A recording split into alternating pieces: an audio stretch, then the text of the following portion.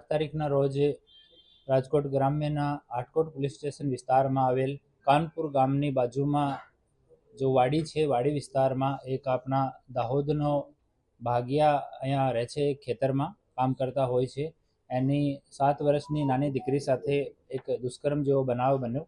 એમાં દીકરીની સારવાર જનાના હોસ્પિટલ રાજકોટ ખાતે ચાલુ છે અને હવે આજની તારીખમાં દીકરી નોર્મલ છે અને ડિસ્ચાર્જ કરાવવાનો પ્રોસિજર ચાલુ છે. અમે સતત મેડિકલ ટીમ સાથે સંકલનમાં છીએ અને આ સૂચના મળતા જ તુરંત માનનીય ડિપ્ટી સીએમ સાહેબ, માનનીય ડીજીપી સાહેબના નિર્દેશ મુજબ અને રાજકોટ રેન્જના આઈજી સાહેબની સૂચના મુજબ અમે લોકો 10 ટીમ બનાવીને અને તુરંત આજુબાજુના જેટલા શકમંદો હતા તમામને ટેકનિકલ સર્વેલન્સ એક જ સાથે શરૂ કર્યો હતો અને એના હિસાબે એક માણસને આઈડેન્ટિફાઈ કરીને અટક કરવામાં આવ્યો.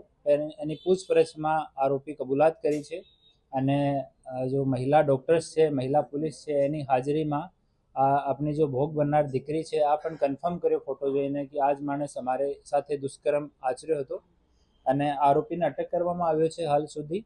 અને ભોગ બનનાર દીકરીની ડિટેલ્ડ મેડિકલ ઇન્વેસ્ટિગેશન થયેલ છે. સીન ઓફ ક્રાઇમ ઉપર FSL વિઝિટ કરી છે. સરકારી પંચોની હાજરીમાં પંચનામો થઈ ગયેલ છે અને જો આ સરિયો હતો એના હાથમાં, એનાથી એના દીકરીના પ્રાઇવેટ પાર્ટ ઉપર ઇન્જરી કરી હતી તો સરિયો રિકવર કરવામાં આવ્યો છે અને ઘટના સ્થળથી અમુક અમને ફોરેન્સિકના સારા પુરાવા પણ મળ્યા છે. એને અમે FSLમાં મોકલીશું. એના પછી એના રિપોર્ટ આવ્યા પછી ઇન્વેસ્ટિગેશનમાં સામેલ કરવામાં આવશે અને મહેરબાન ડીજીપી સાહેબ અને આઈજી સાહેબની સૂચના છે અને માનનીય ઉપમુખ્યમંત્રી શ્રીનો નિર્દેશ છે કે આની ઝડપથી તપાસ પૂરી કરવામાં આવે. તો અમે લોકો એક ટીમનું ગઠન કર્યું છે. આ ટીમ અલગ અલગ એંગલ પર કામ કરી રહી છે અને જેટલો વહેલો થઈ શકે એટલો વહેલો અમે લોકો ઇન્વેસ્ટિગેશન પૂરી કરીને આમાં ચાર્જશીટ કરવામાં આવશે અને કોર્ટ સાથે, ડીજીપી સાહેબ સાથે અમે સંકલનમાં છીએ. ત્યાં પણ કોર્ટમાં જેટલો વહેલો થઈ શકે એટલો વહેલો એનો ફાઇનલ સજા સુધી જાય એવો અમે લોકો પ્રયાસ કરી રહ્યા છીએ. ઘટના એક્ઝેક્ટ કયા સમય, દિવસના સમય બની હતી, રાતના સમય બની? ઘટના બપોરમાં 11 થી 12 વાગ્યાની આજુબાજુમાં બની હતી અને ત્યારે આ દીકરી પોતાના મામાનું ખેતર છે ત્યાં રમતી હતી. મામાના છોકરા છોકરીઓ બીજા પણ હતા. સૌથી મોટી આ જ દીકરી હતી. તો એ બાળકો ત્યાં રમતા હતા અને બાજુની વાડીમાં જ આરોપી હતો.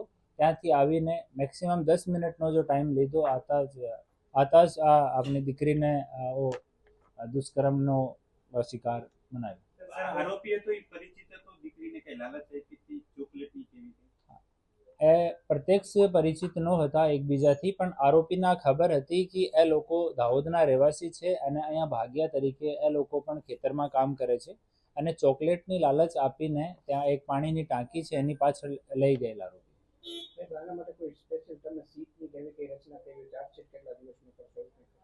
અમે જેટલું જલ્દી થઈ શકે, આમાં દિવસ નક્કી નથી કર્યા, લેકિન જેટલું જલ્દી થઈ શકે ઇન્વેસ્ટિગેશન કોમ્પ્રોમાઇઝ નહીં થાય અને સારો ઇન્વેસ્ટિગેશન જેટલું જલ્દી થઈ શકે એટલો જલ્દી અમે લોકો આને ઇન્વેસ્ટિગેશન પૂરો કરીને ચાર્જશીટ કરીશું.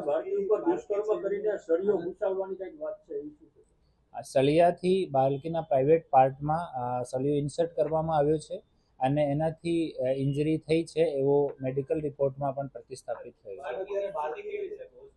હવે બાળકીની સ્થિતિ સારી છે, સ્ટેબલ છે. ઇનિશિયલી 1-2 દિવસમાં બાળકી થોડી શોકમાં હતી, પછી હવે કાલથી બાળકીની સ્થિતિમાં બહુ સુધાર છે અને ડૉક્ટર સાથે પણ અમે લોકો સંકલનમાં છીએ. આના મેન્ટલ અને ફિઝિકલ બંને કન્ડિશનમાં બહુ સુધાર છે. આમાં પોક્સો એક્ટ હેઠળ અને રેપનો જો આપણે BNS ને કલમ મુજબ ગુનો દાખલ કરવામાં આવે છે